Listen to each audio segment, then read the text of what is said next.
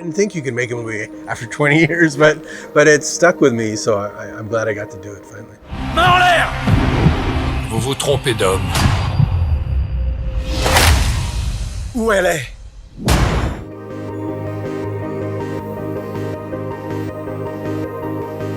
Oh, it's a guy you can't catch. That's a great villain. You know, somebody that the hero's trying to catch and keeps twisting the reality on him, and he has powers beyond hypnosis. Is something else. It's called Hypnotic. It was one of my favorite original ones that I had come up with. You know, like Spy Kids I had even earlier than that, but I made it much sooner. This was one that came out of me just loving Hitchcock movies.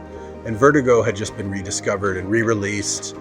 And I thought, gosh, I want to do something like those. I always loved those. Even as a kid, I loved Hitchcock movies. So playful and a lot of twists and one-word titles that were very mesmerizing, like Psycho, Vertigo, Spellbound. So I thought, Hypnotic. Came to me right away in 2002. And I started writing it, and I wrote a lot of the key scenes right away that are still in the movie. And then I put it aside to finish, you know, my other sequels and things. And before you know it, you know, 15 years goes by. And when I was finally ready to make it, Alita popped up. So I had to go do that, a couple of other things. And finally now got to make it. I didn't think you could make a movie after 20 years, but it stuck with me. So I'm glad I got to do it finally. I just finished it, hadn't really worked on it.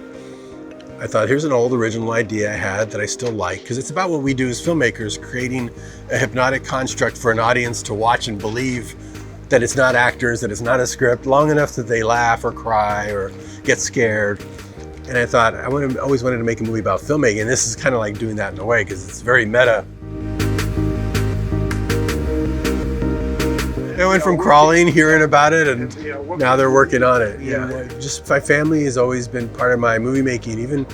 Even before I had kids, it was my younger siblings worked. They were in my movies that became sort of the prototype of Spy Kids, all the way through my early family films that my kids acted in or helped write on, worked on, to now. This always been kind of like a family business.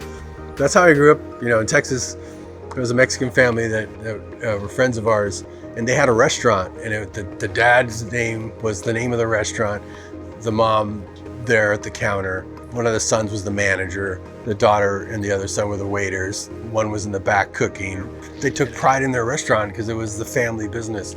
That's how my movie business feels like that. One, you're gonna do the score, you're gonna do the co-editing with me, you're gonna produce and write, you're gonna design all the storyboards. They know what I like, so they can come up with some solves that they know I'll like too, and give me their own point of view. It just gives you another viewpoint, and it's fun just to have that mentorship go, me mentoring them, but them teaching me, because I use all kinds of new techniques that I'm not up on.